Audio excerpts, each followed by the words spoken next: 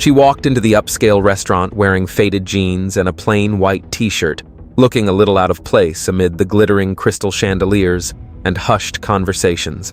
A hostess standing behind the polished marble counter gave her a once-over, her eyes flickering with barely concealed disdain. "I'm sorry, but I think you might be looking for somewhere else," the hostess said coolly, subtly nodding toward the exit. "This is La Royale. Our prix menu starts at $300 per guest." A few of the waitstaff nearby exchanged smirks, and some of the diners stole curious glances at the scene unfolding.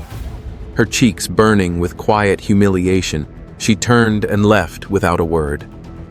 The next evening, a sleek black Rolls-Royce Phantom pulled up to the curb in front of La Royale. Heads turned as the driver opened the back door, and out stepped a woman. The hostess barely recognized at first. The restaurant's gleaming glass entrance reflected the evening lights like a jewel. Inside, gold-trimmed menus and tables dressed in white linens created a world that felt almost untouchable to most.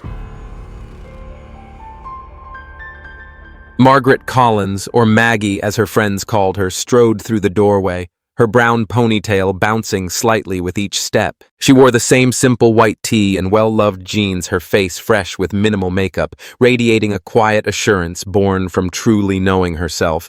What wasn't immediately obvious from her modest appearance was that Maggie was the powerhouse behind the Collins Foundation for Children with Disabilities, an organization that had touched thousands of lives across the country. Long before she ever met her husband, Maggie had poured every ounce of her heart and expertise in special needs education into building something enduring and life-changing. Tonight she wasn't here for herself. She was planning a private surprise celebration for her sister, Caroline's 40th birthday. After surviving a brutal fight with breast cancer, Caroline deserved a night she'd never forget. Maggie wanted to book the restaurant's private wine room, a stunning space usually reserved for the wealthiest clients. And Maggie could easily afford it thanks to years of success and wise investments. Still, hardly anyone knew of the fortune she quietly commanded. Across the dining room, Blake Thompson, the restaurant's guest relations manager, adjusted his blue silk tie and smoothed the front of his sharply tailored navy suit. Blake prided himself on recognizing serious clientele within seconds. When he spotted Maggie in her casual clothes, he arched a brow and exchanged a knowing smirk with one of the servers. This would be quick and easy, he thought. "Good evening?" A young hostess named Daniel greeted Maggie warmly, stepping around the podium. "Welcome to La Royale. How may I assist you tonight?" Before Maggie could answer, Blake swept over with a rehearsed smile that didn't quite reach his eyes. "I'll handle this one, Daniel," he said smoothly before turning back to Maggie. "Are you looking for directions, ma'am?" Maggie smiled graciously. "Actually, I'd like to inquire about reserving the private wine room for an event," she said. She pointed toward the secluded glass-enclosed dining space with its cascading wall of wine bottles. Blake's smile tightened as he quickly assessed her sneakers and faded jeans. He had seen her type before, dreamers who thought money alone could open every door, and he had no time for wishful thinkers tonight. "The Grand Reserve Room is by appointment only," Blake replied slowly, as though explaining it to a child. "We usually cater to our regular VIP guests. Perhaps I could recommend another restaurant that might better fit your needs." Maggie caught the way his gaze swept her attire, the way judgment clouded his professionalism. She was used to it. In truth, she preferred living, simply finding real joy in freedom rather than flaunting her wealth. "I'd still like to learn more," she said politely. "Is it possible to tour the space?" Blake's polite mask slipped slightly. Behind him, two servers giggled behind their menus. "The wine room viewings are scheduled privately and reserved for our premium clientele," Blake said, his tone coated in syrupy dismissal. Just then, a well-dressed couple entered the woman in a glittering cocktail dress, the man in a designer suit, and Blake's demeanor flipped instantly. "Please excuse me," he said hastily to Maggie, barely making eye contact. "Daniel can get you a brochure." And with that, he strode off, arms outstretched. "Mr. and Mrs. Harrington, welcome back. We've been expecting you." Daniel, young and clearly uncomfortable, approached Maggie again with an apologetic smile that didn't quite hide his embarrassment. "I'm sorry about that," he said softly. "Would you like me to walk you through the options anyway?" "I would love that," Maggie said, her voice kind. As Daniel eagerly described the private dining experience, the curated wine pairings, the multi-course tasting menus, the personalized chef consultations, Maggie noticed Blake leading the Harringtons straight into the Grand Reserve room. She watched as Blake pulled open the heavy glass door and invited Mrs. Harrington to sit inside, showcasing the space he had moments ago claimed was strictly off-limits. "That's quite all right," Maggie said to Daniel, who looked mortified. "I understand how these things work." Across the restaurant, Blake was in full salesman mode. "This room typically has an 8-month wait list, but for special clients like yourselves," he said smoothly, "we can make certain arrangements." Mrs. Harrington admired the imported crystal chandeliers. "It's beautiful," she said, "but I was hoping for something even more private." "We can absolutely customize everything to your liking," Blake assured her. Maggie stepped closer, her voice polite but firm. "Excuse me," she said. "I'm very interested in reserving this space for a very important event." Blake's face darkened. "As I mentioned," he said tightly, "this room is currently being shown to other guests. Maybe you'd like to come back another time or perhaps explore some of our other dining options." The Harringtons shifted uncomfortably, glancing between Blake and Maggie. "My sister deserves the best," Maggie said quietly, her tone steady. "And I would very much like to reserve this room for her celebration." Blake leaned closer, lowering his voice to a condescending whisper. "Look, lady, this place isn't for everyone.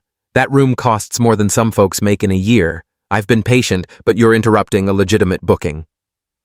Several diners nearby had paused mid-conversation, their forks halfway to their mouths, watching the uncomfortable scene unfolding. Daniel hovered nervously near the edge of the room, unsure whether to step in. "I'm prepared to make a cash payment tonight," Maggie said, keeping her voice calm despite the tension simmering around her. That was when Blake's carefully polished professionalism completely cracked. He let out a short, sharp laugh that bounced off the marble floors and echoed across the dining room. Heads turned. "A cash payment," Blake repeated loud enough for half the restaurant to hear. "Seriously." His voice dripped with mockery. "This isn't some roadside diner. Dinner here costs upwards of $250,000 for private events." He sneered, waving a hand dismissively toward her jeans and plain tee. "And people who can actually afford to eat here don't show up looking like that." Maggie felt her face heat, but not from shame. It was the slow, simmering anger of someone who had seen too many people judged for their appearance. She wasn't angry for herself. She was angry for everyone who had ever been looked down on like this. "I believe my money is as valid as anyone else's," she said evenly. Blake took a step closer, looming over her. "Let's be crystal clear," he said, not bothering to lower his voice. "You're wasting my time, and frankly, you're embarrassing yourself. If you want to talk about serious reservations, come back dressed appropriately. Otherwise, please leave." The restaurant fell silent. Even the clinking of silverware had stopped. The Harringtons, who had been considering the wine room, stepped awkwardly away, clearly uncomfortable. "Is there a problem here?" A new voice cut through the tension. Richard Mason, the owner of La Royale, drawn by the rising commotion. Blake straightened his suit with a quick, stiff tug. "No problem at all, sir," he said smoothly. "Just informing this guest that our private dining spaces are reserved for serious clientele by appointment only." Richard's eyes flicked over the scene. Maggie standing alone, casual and composed, the crowd of gawkers. Blake's smug posture. His face tightened, but his words remained diplomatic. "I see," he said. "Mrs. Collins," Maggie supplied. "Margaret Collins, Miss Collins," Richard said carefully, neutral. "It seems there's been a bit of confusion. Our clientele typically understand the exclusivity of our services." "I understand perfectly," Maggie replied, keeping her voice steady despite the humiliation knotting in her chest. "Your manager made it very clear." Blake couldn't resist twisting the knife further. If you're genuinely interested, which I sincerely doubt, you can call for an appointment, he said with exaggerated patience. But I'd suggest you bring proof of funds next time and maybe rethink the wardrobe. Our private rooms aren't for just anyone. He gestured vaguely around the glittering restaurant. A low murmur rippled through the guests. Someone even chuckled. Maggie looked around at the judging faces, at Blake's smugness, at the silent approval from the owner. She had faced prejudice before, but rarely had it been served this openly. This brazenly, "I see," she said again with a quiet dignity. Lifting her chin, she turned and made her way toward the grand glass doors. Behind her, Blake's voice floated after her, not even trying to be subtle. Some people just don't know their place. The cool night air hit her as she stepped outside, but instead of crumpling under the sting of humiliation, she pulled out her phone. Her hands were steady. She scrolled through her contacts, a small knowing smile curving her lips as she made the call. The Collins estate sat on a sprawling private hillside just outside Boston, its understated beauty hinting at nothing of the massive fortune behind it. Alexander Collins had built his empire quietly revolutionizing renewable energy storage technology and amassing billions, all while keeping a deliberately low profile. When Maggie stepped into his home office, Alexander immediately sensed something was off. 15 years of marriage had taught him to read her face like a book. He stood up from behind his desk, crossing the room to meet her halfway. "What happened?" he asked, his voice low and steady. Maggie sank into a buttery leather chair, the morning's events crashing back over her in waves. "It was educational," she said, the humor in her voice brittle. She recounted everything, the condescension, the public humiliation, the barely veiled discrimination. Alexander listened, his jaw tightening as she spoke, but he stayed silent, letting her finish. He knew Maggie didn't need outrage. She needed to be heard. "It's not about me," she said, finally, leaning back. "I have the privilege of knowing I could have bought out the whole restaurant if I wanted. But what about everyone else? How many people get treated like that every day without having the means to push back?" Alexander nodded, his eyes dark. This was what had always drawn him to Maggie. Her compassion burned brighter than any anger. "So," he said carefully, "what do you want to do?" "Part of me wants to just let it go," Maggie admitted. "Take my business somewhere else. Buy Caroline's birthday dinner, somewhere they'll treat us right. But then I think about Daniel, that young host who treated me with kindness even when no one else did. And I think about the people who don't get a choice." Her eyes locked onto his. "They need to learn, but not through revenge, through awareness." Alexander smiled slowly, a plan already forming in his mind. "I think I might have just the idea." "Nothing over the top," Maggie warned, reading the mischief flickering in his eyes. "No buying the restaurant and firing everybody," he chuckled. "Nothing that dramatic. Maybe just a little education." They leaned in together, sketching out a plan, not for retaliation, but for change. Something subtle, something powerful, something that would make them think twice before judging someone else based on how they looked. "Are you sure you don't want to come with me tomorrow?"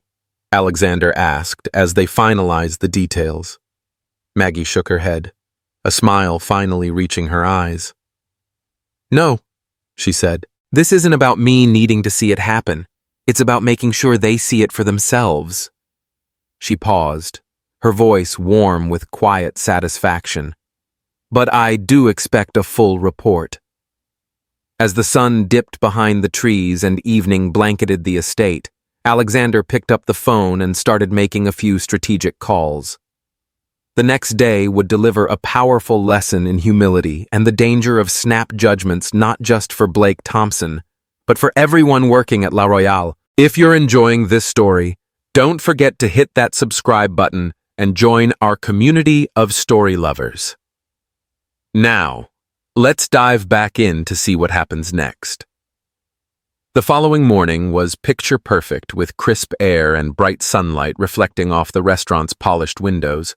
Blake Thompson strolled into La Royale with his usual confident stride, adjusting his signature blue tie as he went. Last night, he had regaled his coworkers at the bar with a story about the woman in jeans and a t-shirt, spinning it into a joke about people dreaming way above their pay grade. Another delusional customer who thought she could waltz into a place like this and belong. The restaurant gleamed under the morning light. Polished marble floors, gleaming chandeliers, and crisp white linens set an atmosphere of quiet opulence.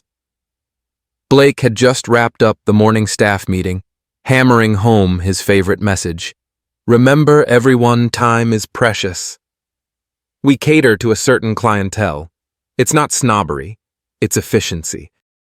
Daniel, the young host, had stayed mostly quiet during the meeting. His discomfort written plainly across his face. Blake made a mental note to have a private word with him later about being more discerning when greeting walk-ins. At exactly 10:17 a.m., the muted roar of a high-end engine interrupted the morning calm. Heads turned toward the wide front windows as a sleek, breathtaking car pulled up directly outside. Conversations froze mid-sentence. Even Blake, who had become numb to luxury, felt his heartbeat pick up. A Rolls-Royce Phantom. Not just any Phantom either. This one had an extended wheelbase and a custom midnight blue finish that shimmered like a different color depending on how the light hit it. A car like that would easily be worth well over $1,2 million. So, is that Richard Mason? The restaurant's owner emerged from his office, drawn by the sudden hush. Bespoke Phantom. Blake confirmed proudly, already striding toward the entrance, straightening his jacket.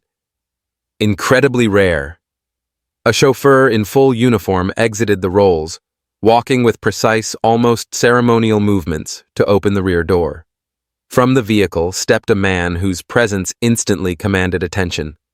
Tall, poised, wearing a tailored suit so perfect it didn't need to scream its cost. His salt and pepper hair was immaculately styled, and the air around him practically crackled with authority. Blake's instincts roared to life. This wasn't just a good prospect. This was the kind of client restaurants courted relentlessly, the type whose business could elevate reputations and bank accounts alike. "Good morning, sir. Welcome to La Royale," Blake called out smoothly, getting to the man before any other staff member could. "Blake Thompson, guest services manager. It's a true honor to have you join us today." The man offered a polite smile, one that didn't quite touch his eyes, and extended a firm handshake. "Alexander Collins," he said simply. The name tugged at something in the back of Blake's mind, but he brushed it aside. If the car didn't speak volumes, the man's commanding aura certainly did. Whoever he was, he belonged to a different world, and Blake needed to be at his best. "Mr. Collins, what can we assist you with today?" Blake continued eagerly. "Perhaps you'd like to tour our private dining suites. We've just unveiled a few exclusive upgrades." Alexander raised a hand slightly, halting the pitch.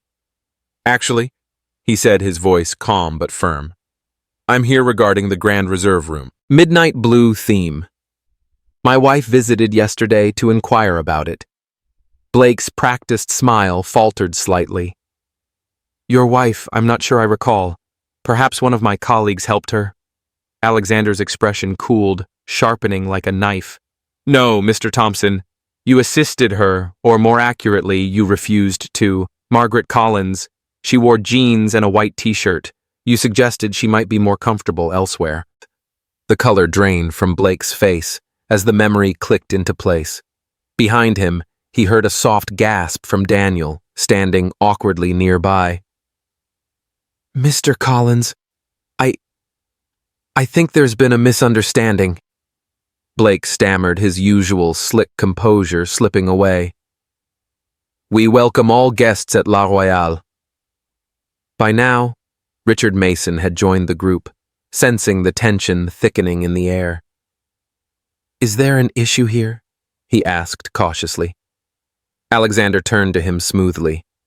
"Mr. Mason, I presume?" "Yes, sir." "Richard Mason.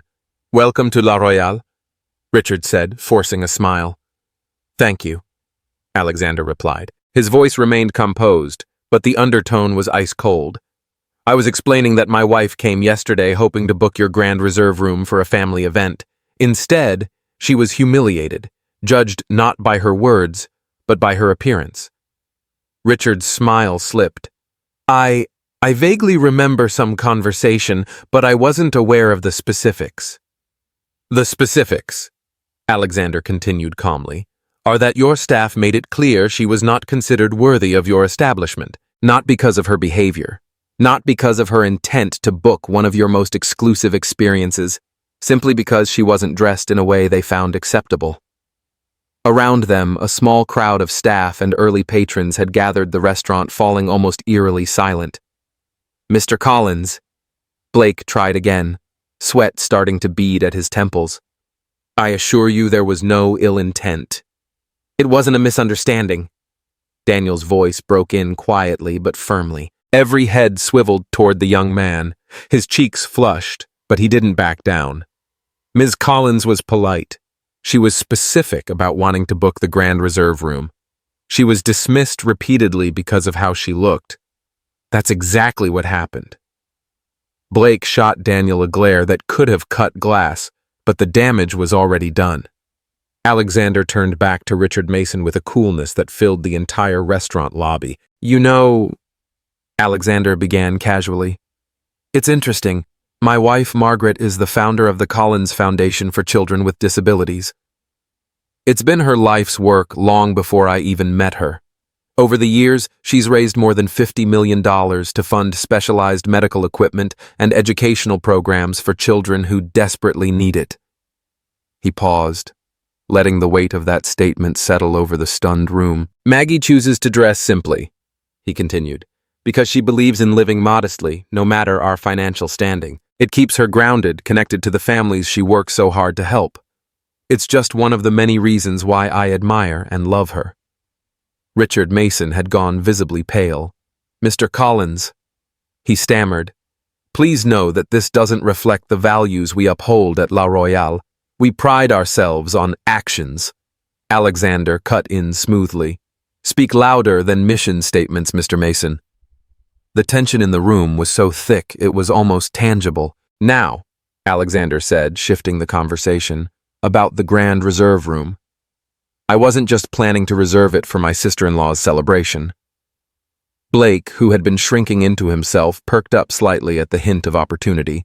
In fact, Alexander went on, I had intended to book several private events over the next year, both personal and corporate gatherings.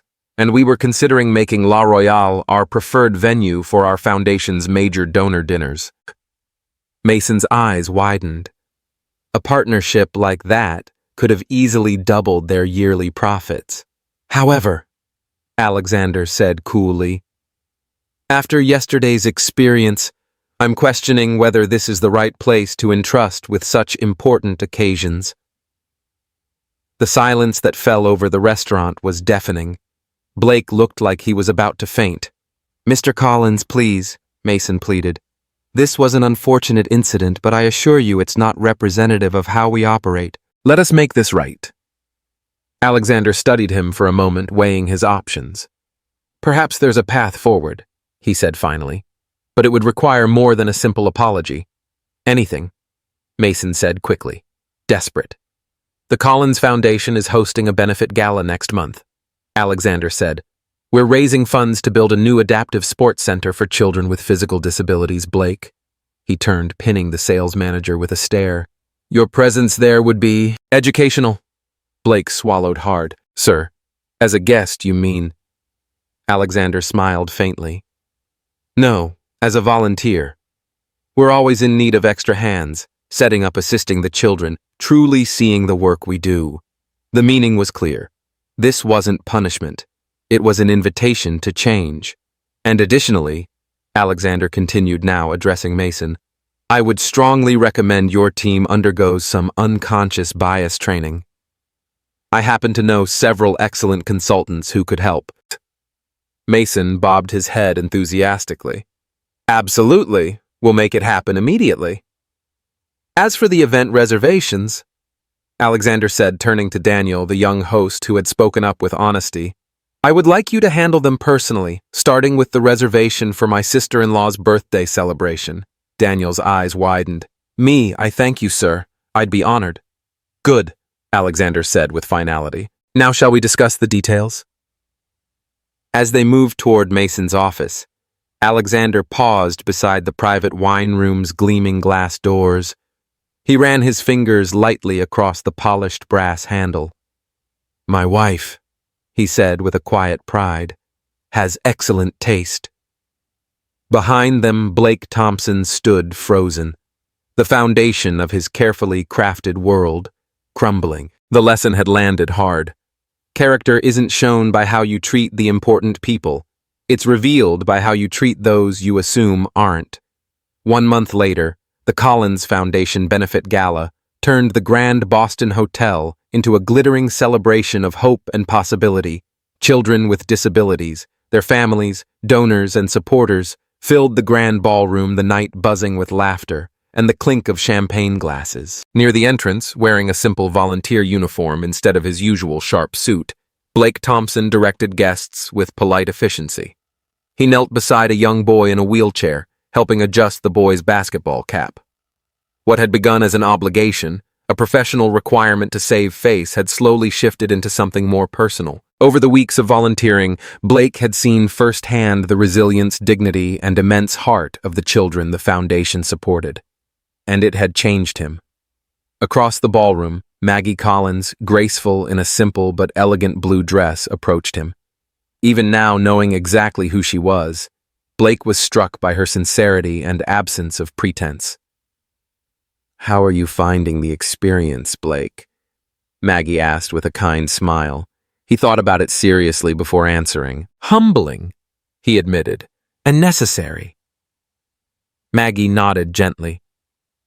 Thomas seems to have taken a liking to you, she said, glancing toward the boy in the wheelchair, now chatting animatedly with another volunteer. Blake smiled a little sheepishly.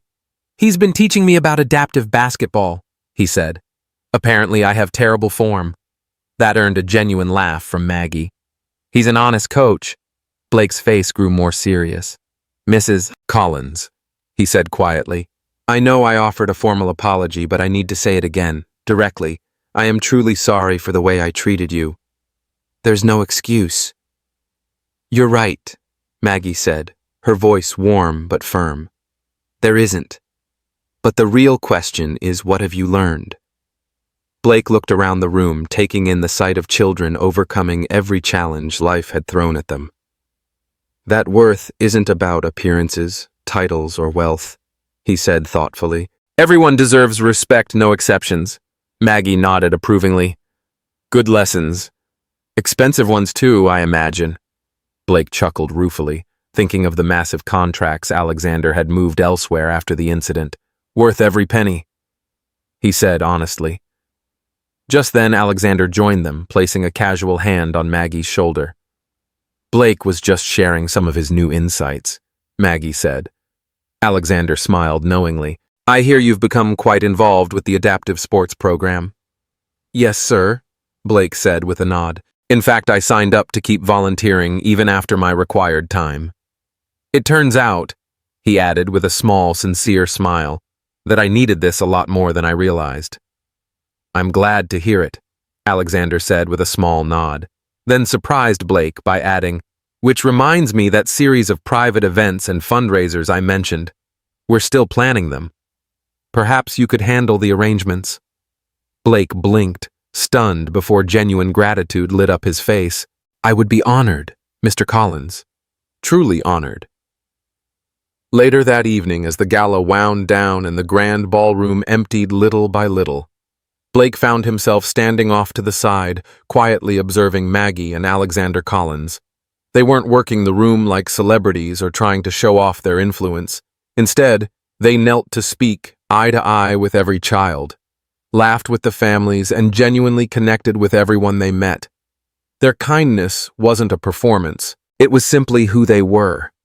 Blake thought back to a month earlier. Back then, if he had seen someone like Maggie, casual, unassuming, walking into La Royale, he would have made the same snap judgments he always had. In his mind, wealth wore designer labels. Power announced itself loudly. But tonight, looking around this room full of strength, perseverance, and quiet dignity, Blake realized how wrong he'd been. As he helped Thomas, the young boy in the wheelchair, settle back after posing for a photo, the boy grinned up at him and said, "You know what, Mr. Blake? You're pretty cool for a grown-up." Blake chuckled, feeling a lump catch in his throat. "Coming from you, Thomas," he said warmly. "That's probably the best compliment I've had in a long, long time." And he meant it with every fiber of his being. The truth is, we all slip sometimes. We judge too quickly, we assume too easily. But as Blake Thompson discovered, when you look past appearances, you open the door to meeting extraordinary people and finding life-changing opportunities you never even knew you were missing. If this story touched your heart, don't forget to hit that subscribe button and become part of our storytelling community. We'd love to hear from you. Have you ever misjudged someone based on their looks? Or maybe you've been on the receiving end of someone else's assumptions. Share your experience in the comments. Your story might just inspire someone else. And remember, the real measure of wealth isn't in your wallet or your title. It's how you treat people, especially when you think no one important is watching. See you in our next story, where another powerful life lesson is just waiting to unfold.